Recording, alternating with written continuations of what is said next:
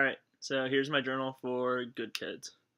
The first question is asking what the most memorable part of the play was, and I think the most memorable part of the play was at the end when you found out that Deidre was the one who kept resurfacing the videos and tweets that the guys would continuously try to delete. I thought that was the most memorable part because you realize that Deidre had been in a drunk driving accident, and instead of being like bitter about the situation and hating life, she was being very proactive and actually helping Chloe get the justice she really deserved. For question number two, I thought the first prominent theme in the play is that people aren't always as they perceive. The reason I think that is because everyone saw all the football players as great guys and that they could do nothing wrong, and then they end up raping Chloe and they don't really think they did anything wrong.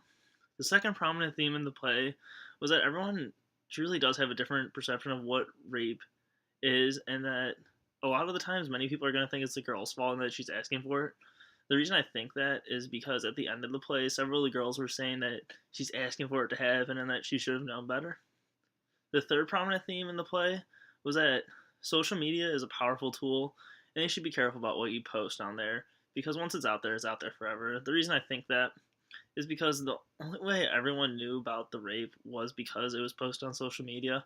And even though the guys deleted everything, Deidre was still able to dig it back up and post it again.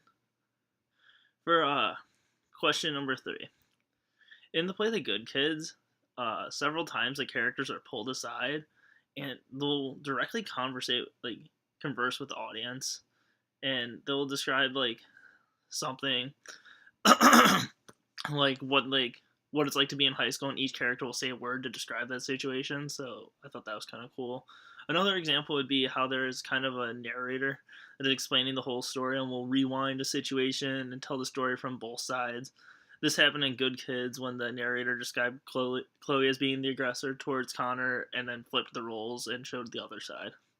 The last example would be how the language is a lot more modern and the dialogue is actually similar to what kids would say in a real life situation. This made the play a lot easier to follow, and I found it more enjoyable to read because I felt somewhat a part of the play while reading it. The last question.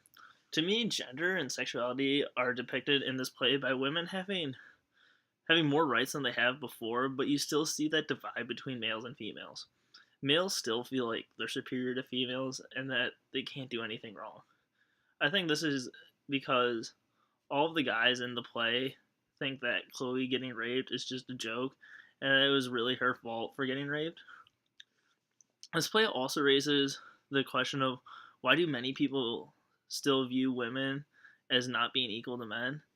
And why is it that when a guy takes advantage of a drunk girl, is usually the girl who gets blamed for herself, for letting herself get that drunk and get taken advantage of? Alright, that's my response for this week. Thanks.